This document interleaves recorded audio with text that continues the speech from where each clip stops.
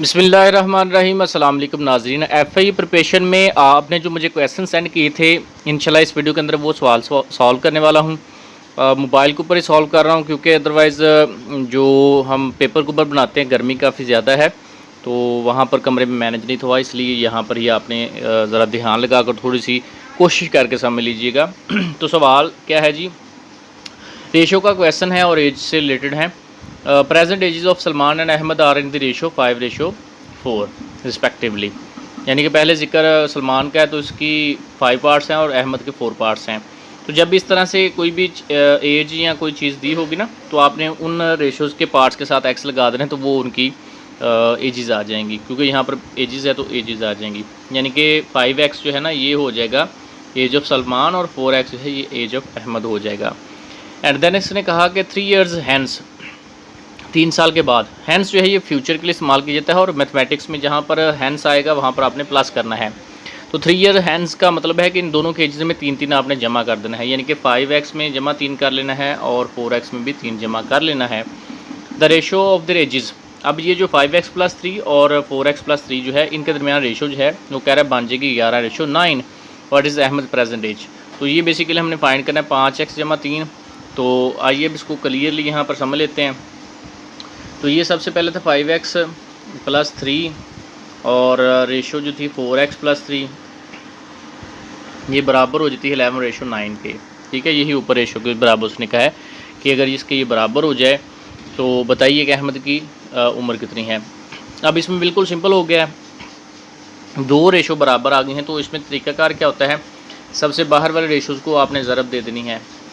तो 9 को आपने 5x जमा 3 से मल्टीप्लाई करना है। 9 5 बार 45x हो जाएगी यहाँ पर, और 3 से मल्टीप्लाई करके 9 3 बार 27, और दरमियान वाले आपस में मल्टीप्लाई करेंगे 11 4 बार 44x हो जाएगा, और 11 3 बार 33। तो 45 में से ये 44x बाएं जानब आके माइनस होंगे तो 1x रह जाएगा, 27 उधर जाके सब्ट्रैक्ट होंगे, तो 33 में से 27 निकाले तो 6 रह जाएंगे। x जो है वो 6 आ गया, और अहमद की एज जो थी वो हमने 4x फ़र्ज़ की थी, तो 6 को 4 से मल्टीप्लाई करके 6 4 बार 24 साल जो है ये उम्र है अहमद की। ठीक है, ये तरीक़ेकार होता है, बिल्कुल सिंपल सा है और आपको क्लियरली अब समझ आ गया। जल्दी से मुझे कमेंट सेक्शन में ज़रा बता दीजिएगा आपको सवाल जो है वो समझ आया है या नहीं। अच्छा, अब आइए जी सवाल नंबर 2 पे। ए से रिलेटेड फिर क्वेश्चन है, एवरेज का भी इसमें टच है। तो इसमें कह रहा है 5 years अगो, 5 साल पहले, the average ages of A B C and D was 45 years। 45 साल एज थी 5 साल पहले। तो with E joining them now, अब उनमें ई भी शामिल हो गया 5 साल पहले, तो इतनी इनकी एजेस थी। तो अब उनकी एजेस क्या होंगी वो सबसे पहले तो हम कैलकुलेट कर लेंगे ना। तो कैलकुलेशन का बिल्कुल तरीक़ाकार यही है कि आपने इन चारों की एजेस को मल्टीप्लाई बाय जो एवरेज है उससे मल्टीप्लाई कर देना है। 4 लोग हैं ना, ए बी सी डी, तो 4 मल्टीप्लाई बाय 45 आप कर लें, तो ये 5 साल पहले इनकी एजेस का जो सम है वो निकलेगा 4 5 बार 20, और 2 हासिल 4 4 बार 16 और 2 18। अच्छा, ये 5 साल पहले हैं।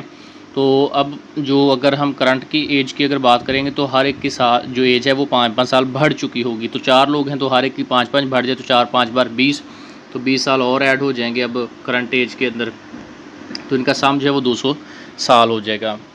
अब इसके बाद 5वां बंदा जो है वो शामिल हुआ है, और 5वें बंदे के शामिल होने से 49 साल जो है वो इसकी एवरेज हो रही है। तो 5 को मल्टीप्लाई बाय 49 आप कर लें, तो मल्टीप्लाई बाय 49 के 5 को, तो ये 245 बन जाता है। तो हाउ ओल्ड इज़ ई, तो ई कितना है, क्योंकि ए के आने से एज का सम जो है वो 200 से बढ़ के 245 हो गया है। तो ज़ाहिर बात है उसमें 45 साल जो है वो जमा हुए हैं उनकी टोटल एजेस के अंदर। तो ये भी यही चीज़ डिनोट करती है कि ई की एज जो है वो 45 साल है, जिसके ऐड होने से 45 साल बढ़ गई है। तो ये हमारा सीधा सीधा आंसर आएगा 45 years। ठीक है, 45 साल जो है this is the age of E. ठीक है, जो जिसने अभी ज्वाइन किया है, तो ये हमारा राइट आंसर होगा 45 years। आपने ऑप्शन में से 45 जो है उसको सिलेक्ट करना है। अब आएँ जी अगेन, एज प्रॉब्लम है। A father tells his son, एक बाप जो है अपने बेटे को कहता है, I was of your present age when you are born, जब तुम पैदा हुए थे तो मैं तुम्हारी अब जो एज है ना इसके बराबर था। ठीक है, अब ये थोड़ा सा समझने में आपको थोड़ा सा टाइम लगेगा, क्वेश्चन बिल्कुल सीधा सा है। ठीक है, अब फ़र्ज़ कर लें कि एक बच्चा जब पैदा हुआ है तो ज़ाहिर बात है जब वो पैदा होगा तो उसकी एज जो है वो 0 साल होगी। ठीक है, यहाँ से मैं सीधा इसको प्रैक्टिकल एग्जांपल से ही करवा देता हूँ, आपको इजी समझ आ जाएगी।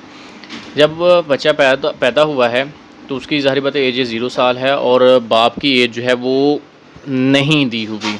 ठीक है, ये कहा है कि बच्चा अब जवान हो चुका है, तो जब वो जवान होने के बाद उसकी जो एज है ना, वो कह रहा है जब तुम पैदा हुए थे मेरी उतनी एज थी। फ़र्ज़ कर लें कि अगर जब बच्चा पैदा हुआ था, जब 0 साल बच्चे की एज थी, तो तब बाप की एज फ़र्ज़ हम कर लें कि 20 है। ठीक है, तो जब बेटा 20 को जाएगा तो बाप की एज भी तो 20 साल बढ़ चुकी होगी, यानी कि बाप की एज जो है वो 40 साल हो चुकी होगी। तो कहने का मतलब ये है कि बाप जो है ना वो बेटे से 2 गुना एज में है। सिंपल सी बात है, ये बिल्कुल अब क्लियर आपको समझ अब आ गई होगी, स्टेटमेंट में अब कोई डाउट नहीं रहा। अब जब डाउट नहीं रहा तो बिल्कुल सीधी सी बात है कि अगर एज बेटे की अगर एक्स फ़र्ज़ की जाए तो बाप की एज है वो 2x है। ठीक है, यानी कि बाप जो है वो अपने बेटे से 2 गुना है उम्र में।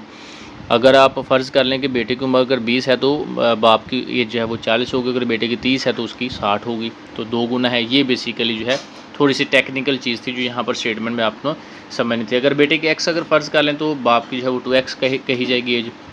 और फिर उसने कहा if the father is 36 now, अगर बाप जो है अब उसकी उम्र 36 साल है, तो ज़ाहिर बात है ये 2x जो है ना, इसने कहा है कि ये 2x, ये जो बाप की उम्र है ना ये 2x, ये 36 है, तो बेटी की उम्र क्या होगी, ज़ाहिर बात है इसकी हाफ़ होगी। तो 2 से डिवाइड किया तो 18 साल जो है ये बेटी की उम्र होगी। और लेकिन हमने बताना क्या है कि हो old was the boy 5 years back, तो 5 साल पहले बच्चे की उम्र कितनी थी। तो अब अगर बच्चे की 18 साल है तो 5 में से माइनस कर लो, 18 में से 5 माइनस किए तो 13 साल, तो ये इसकी 13 ईयर्स जो है ना ये इसका राइट आंसर आ जाएगा। तो इस तरह से ये क्वेश्चंस हैं, कोई इतना कोई मुश्किल नहीं है। थोड़ा सा समझने वाली टेक्निकल चीज़ें जो है ना वो यही हैं कि आपने को अच्छी तरह से ध्यान लगा कर समझना है। ठीक हो गया। अब आइए सवाल एक और कर लेते हैं, एवरेज का क्वेश्चन।